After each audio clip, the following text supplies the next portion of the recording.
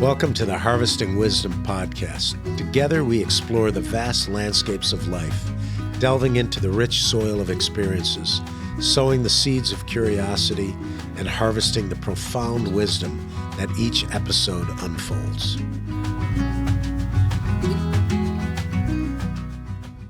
Welcome to another podcast of Harvesting Wisdom. I'm your host, Mike McMahon. Today, my special guest is Johannes, and we are in Hamburg, Germany, with Viva Con Agua, which is, an amazing nonprofit that started in 2006. I say it's amazing because there's so much more advanced than all the different things we're doing from a standpoint of fundraising and doing a somewhat business model, and just the amount of volunteers and how much growth you've had.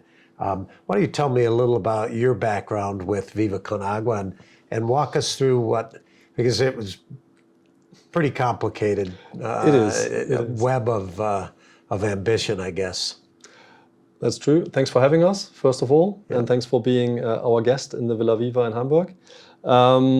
Yes, Viva Con Agua can be complicated at some point.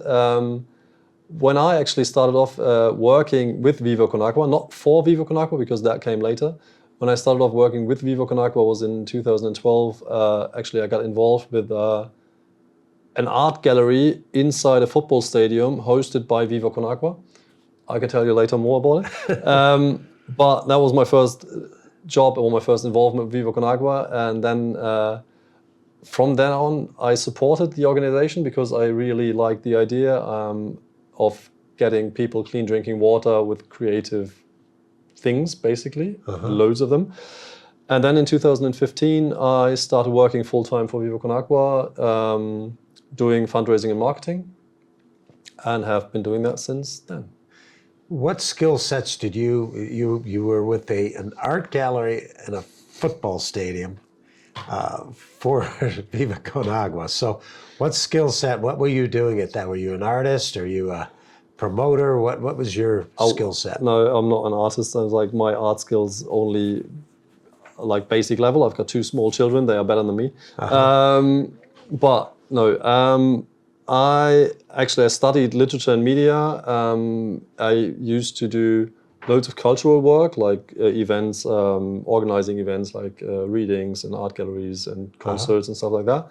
And for Viva Con Agua, I was doing press, actually, like media and press related things around the art gallery as a project manager. And then from there on, I kept supporting them in issues of project management around fundraising, marketing. Okay, so we're in a hotel.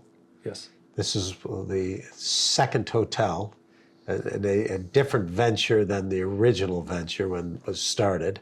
And we just did a tour. We'll have that here. And that's run by an entire different group of people who know how to run hotels. And it's a cool space for anyone, and it's really cost effective for anybody coming into Hamburg that wants to have something, an alternative, but also a percentage of this revenue is going toward these projects. Is that right? That's right. This is the newest idea of social business in the Viva Con Agua cosmos, as we say, because it's getting more like a cosmos with different planets doing different things. And the idea is, as always, when we do social business, as we call it, we establish a product that is of like daily business, daily use for the people, like a hotel. Whenever you visit Hamburg, you need a place to stay. Sure. And when the opportunity came up to build this house, we said like, okay, there are loads of hotels in Hamburg, but we can do it differently because we can do it in a way that the profits of this house go into social product or social projects. Or that was the idea. And the thing about Viva Con Agua is we do loads of different things. We can talk that through, from mineral water to toilet paper to art galleries in a football stadium and to a hotel. But in the end, the profits go into the NGO Viva Con Agua financing water projects around the globe. Is the design of this hotel the same as the one you have in Cape Town, or is that completely different? Because this is triangular. Completely different. Yeah, this is like old Bauhaus design in my mind, and that's kind of where I went to school when I was much younger. Kind of a descendant of this style of brutalism, and it's really very cool, very progressive, still to this day. But what do you have in Cape Town? In Cape Town is actually completely different because also typically Viva Con Agua, we take the opportunity when it comes. And in Cape Town, we took over an old hostel and gave it a fresh new look, like with paint and new interior, but still it's a hostel. So it's got a nice pool and stuff, but it's a hostel. It's not like really expensive. It's not like 12 stories high like this house. It's just a hostel. But it was the proof of concept that we can do a social hotel concept. So that's that's the concept, and then you're like, hey, let's build this at scale. Yeah. So now I go to Cape Town almost every year. Have you been to that hotel I haven't. I've got colleagues. One of my colleagues actually is on their way to Cape Town from working there. So I've got loads of video calls with people chilling by the pool and enjoying the nice weather in the winter. Yeah. So yeah, well, I need to go. It's a nice change of pace from here. Of course, that time of the year, I generally don't do Africa because it's hotter and more humid. You know, I kind of like going in May, June when it's perfect, like the weather we have out here today in Hamburg. Yeah, that's really nice. I think we'd be remiss to not talk about the founder who started this. And I mean, I guess it's good to see someone who's crazier than me, especially when they've been successful. But he started off as a professional footballer, and tell us about him. Yeah, his name is Benny Adrian. He used to play professional football, or soccer as you say in the US. And he used to play for different clubs, from Stuttgart to Braunschweig to FC St. Pauli, which is Hamburg based. Back then in 2005, 2006, they were playing third division football in Germany. So he wasn't Ronaldo, he wasn't Messi. He was a good player, but he wasn't earning millions of money. Right. But he was also always open-minded and socially interested. And when he came to St. Pauli, the football club itself is different from other football clubs because it's really social. It's like they are anti-racist, anti-homophobic, openly, like telling them the fans are the same thing. The club is very, very socially involved in the community they are in. It's in the heart of Hamburg. And they were actually, back then in 2005, they were flying over to Havana, Cuba, to do a training camp. Usually football clubs do training camps, European football clubs do training camps in Spain or Turkey or some nice sunny places, but they were flying to Cuba. That's a sunny place. It's a sunny place, but it's a bit far away. Right. And it's not your usual soccer place to be, but yeah. They went there and had like really nice weather, good training conditions, and had a good time. But he saw that around the training camp in the kindergarten, the children didn't have any clean drinking water. It needed to be boiled, to be clean, and it was a struggle. And when he was back in Hamburg, he thought about it for quite some time, and then he said, you need to do something. And then he wanted to start a water project on Cuba, giving these children access to clean drinking water. That was the start. And then from there, he developed the idea of doing something social, but doing it fun. He didn't want to stand somewhere and collect just donations, asking people to help. He wanted to do creative things that make people have fun and collect donations while doing it. And then he started off in the network of St. Pauli, asking artists and musicians who are fans of the club, like famous German bands like Die Ärzte with Bela B and Fettes Brot, which is a hip-hop band from Hamburg, and they're quite big in Germany. And he asked them if they were willing to give some entrance fees from their concerts to a good cause. And he asked them to do readings and stuff that people would attend and then collect donations while doing that. He even asked his team members from the football team to sing Christmas carols and have fans pay for it, which was, the music wasn't good, but it was a fun thing. So in the end, he had more money than he needed to do the water project.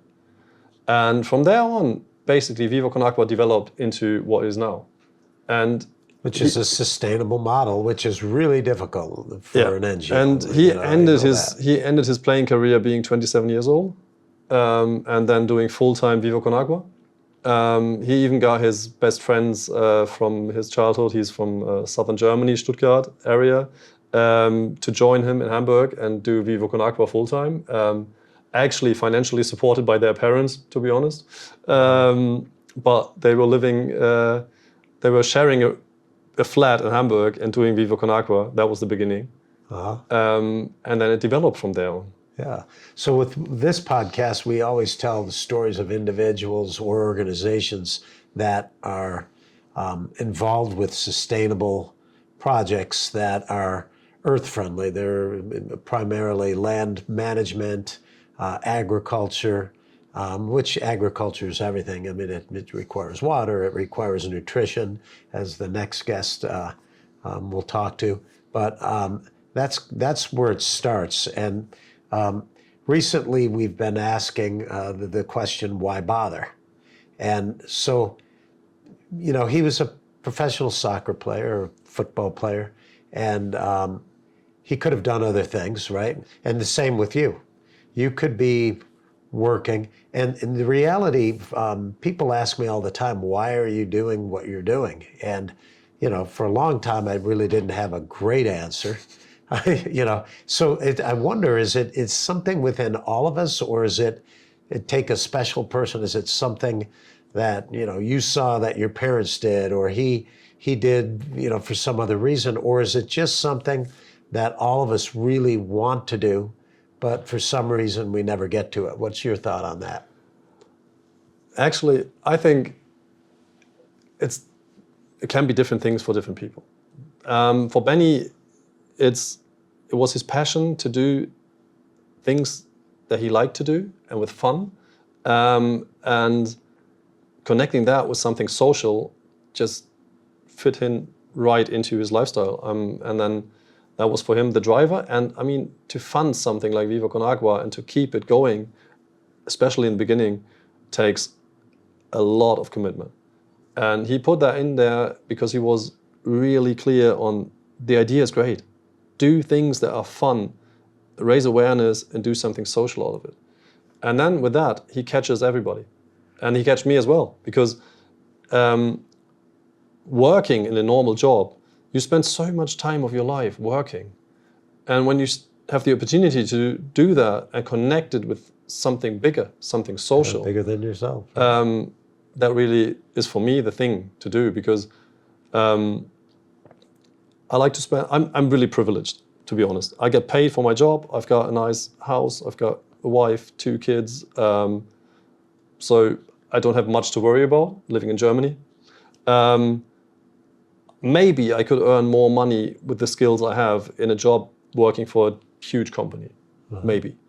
But I don't need to, because I've got everything I need. Right. And then investing my time in something social is a huge benefit. Whenever you go over and see what the projects do, that gives you quite some satisfaction. Once you see it, you can't unsee it. That's what I really get involved with. But so for average, you know, anyone who's listening out there, right, that's not, you know, they have normal jobs and they look at what we're doing and think maybe that we're zealots or some crazy form or whatever. There's a frustration, I think. We know there's global warming, right? You're creating villages, you're helping with both sanitation, but really giving water, which is, you can't grow. You know, in Africa, it's rain-fed agriculture, and if it doesn't rain, they don't eat, right? So you're helping, you know, immensely with that. That wasn't originally your, or his idea was, hey, we're going to help combat global warming, but in essence, by having communities that are more sustainable by having water to be able to grow and feed yourselves, you're really taking a big chunk out of this whole global warming thing, right? So, and climate change. What One of the things that people get is frustrated though. They see plastic bottles everywhere, but they still might use a plastic bottle, right? They understand composting is good, but at the same time, at their own homes, maybe they don't source separate it correctly. And I think part of it is, hey, I'm just a drop in the bucket. What impact can I possibly have? So that's the whole question really is, why bother? So for you and your team, that's a question I would ask. Well, why bother? Can you guys make an impact? Yes, we can, because it matters. Because when you look at it, the big scale, we've got 703 million people on Earth without access to clean drinking water. I think we've got 1.2 billion people without access to sanitation, and like 2 billion people not able to wash their hands. Right. That's the numbers, and that's huge. In the last years of Viva Con Agwa's history, we gave access to clean drinking water and sanitation and hygiene to more than 4 million people.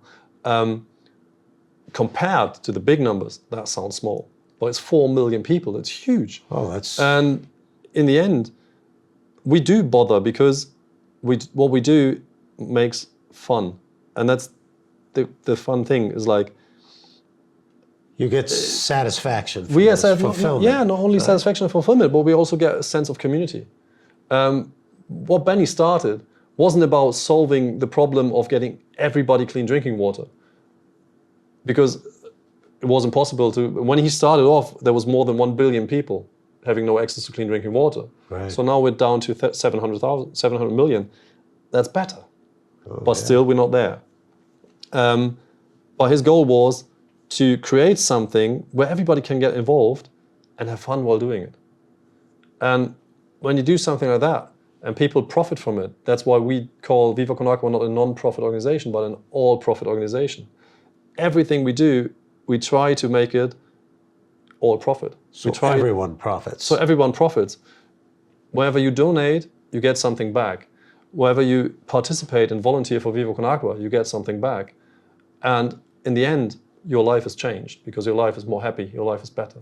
How about in the communities that you're serving? When you go in there, do you ask the people to help build the project and work on the project and maintain it?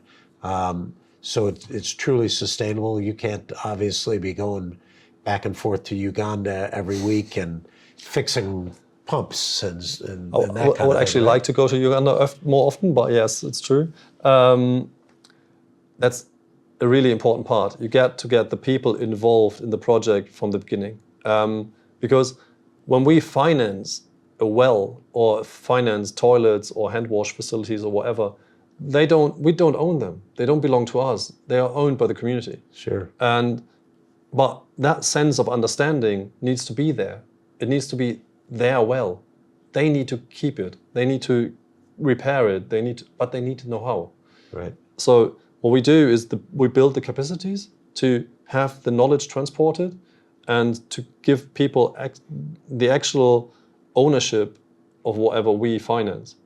Because in the end, it's not about us building things, it's about giving people access to water. Right. And the thing that they need is the money to build things. So we provide the money because the money is here.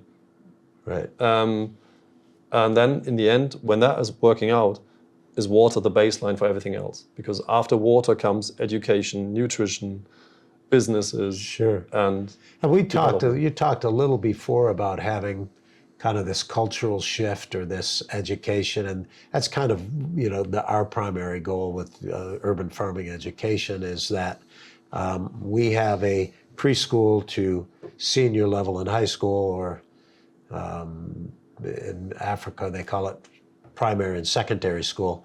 But our idea is that we're bringing concepts out to the community using basically two different education models that we think is very productive.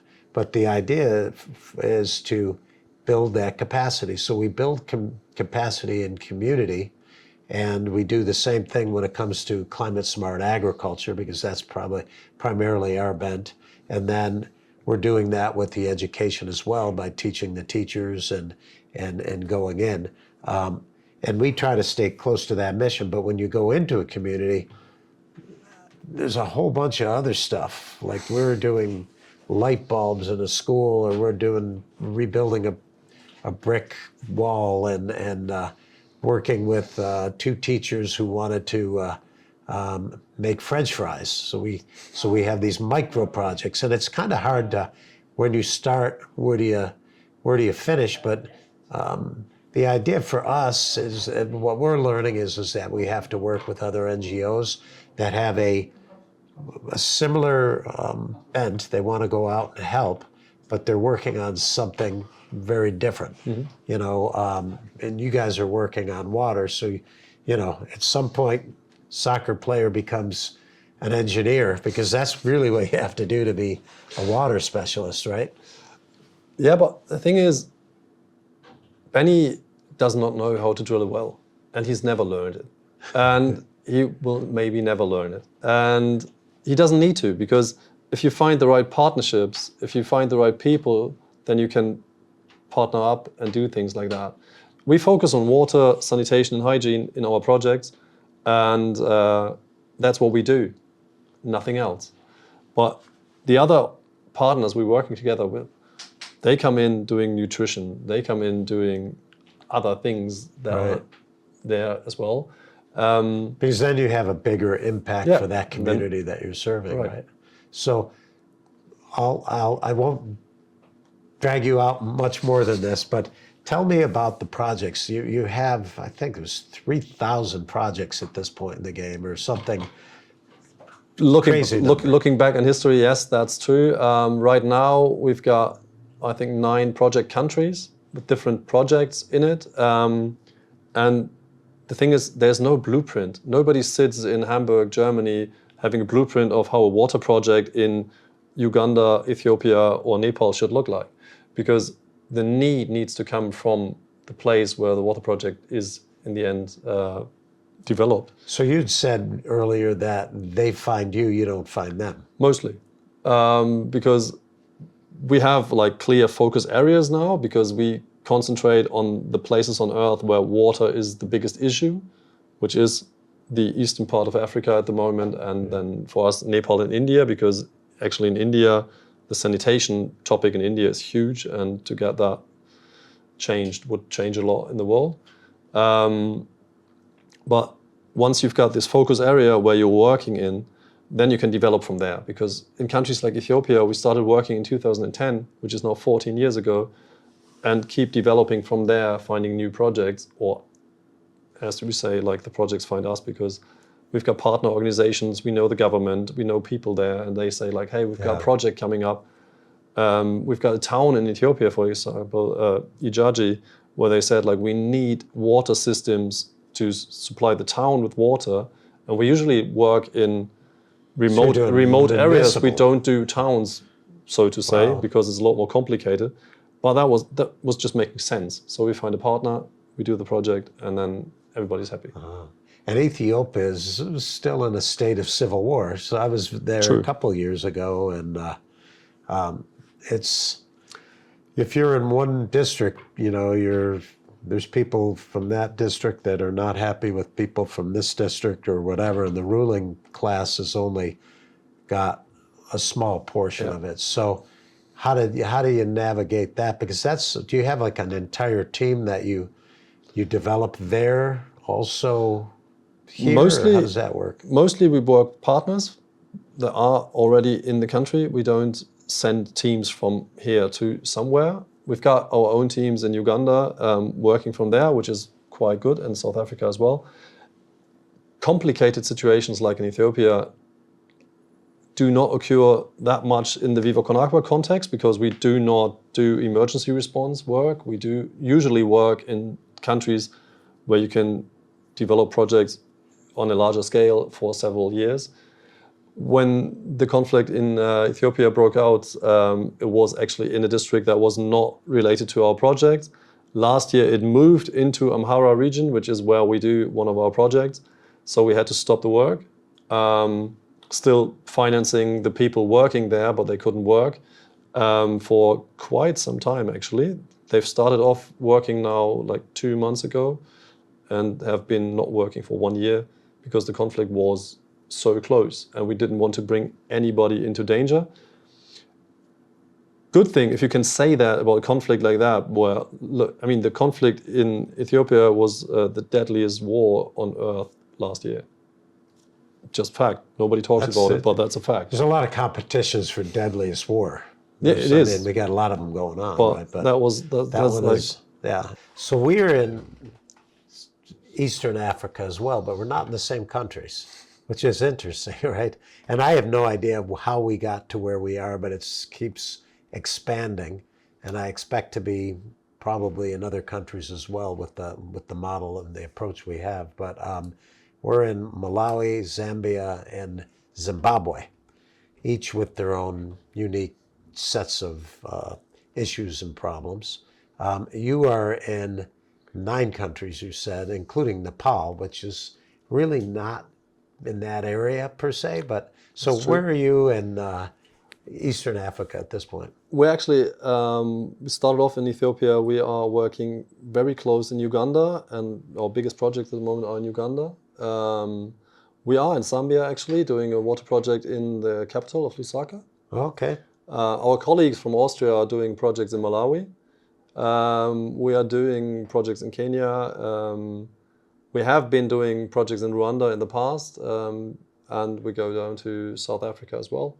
So Mozambique, we are doing projects in Mozambique. So it's like traveling Eastern Africa until Southern Africa. Keeps going. You have to go there and be there for a while to have an understanding of how to get around, even, or to who to talk to and what to do, because it can be a little bit frustrating and take quite some time. It always takes time, because it's like you don't do short projects. We usually do projects that are at least 2 years till 6 years long, and then are planned for that time as well, because you need to connect with the authorities, connect with the communities, have every partner on board, and then keep working from there, because then it gets sustainable. If you do just one small thing, it's hard to keep the progress and to have it really sustainable.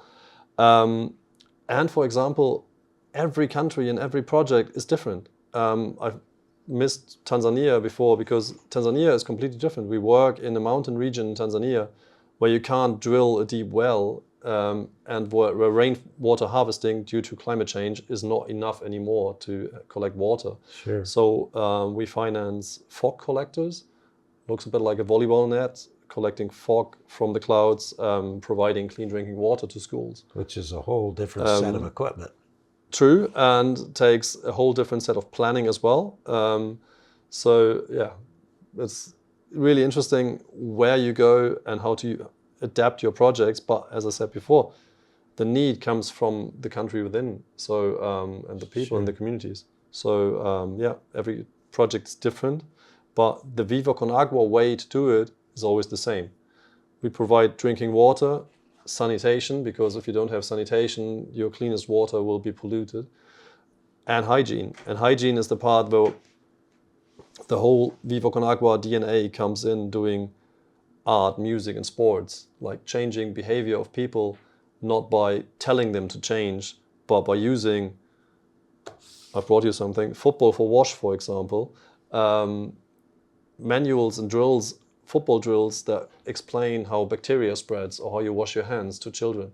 When the children learn it, they have fun while doing it, so they learn it, they want to learn it, and then they take it home to their parents, and the parents learn it. Sure. And that's the Viva Con Agua way of doing things. And to conclude the whole thing, I said before in the beginning, my first job for Viva Con Agua was working within an art gallery in a football stadium. And that's what the whole concept of Viva Con Agua is in a nutshell. One of our founders, one of Benny's friends, Micha Fritz, went to the FC St. Pauli, the football club, and said like, hey, I've got a friend who's an artist and he wants to display photos and art somewhere, and I thought your stadium is a perfect place to do an art gallery. And that's a football club. And they said like, you're not doing an art gallery in our stadium. It's like not meant to be an art gallery. Micha is quite persistent when he does want to do something. And so he kept telling them, he said, it's the perfect place, we need to do it. In the end, they said, yes, you can do it. And he started off by doing a small exhibition in the stadium. And then from there on, it grew and grew and grew. And now it's one of Germany's biggest street art festivals every year, with like between 12 and 17,000 people visiting the art gallery in the stadium for just one weekend in a year. And hundreds of artists from all over the world coming to a football stadium to paint the walls. And for the club, it gets like really interesting because the paintings on the wall stay for a whole football season. Yeah. So the stadium of St. Pauli in the inside is one of the most colorful stadiums in the world. Mosaic of... And it's connected to different countries, different artists, to loads of different people. And it connects football, art, music, and everything Viva Con Agua does. Huh. And in the end, the profits go to the water project. Well, we saw with COVID the idea of how germs can spread, right? I mean, in a drastic way. So sanitation is a big thing, but if you don't have accessible water, it doesn't become, part of your normal thought process.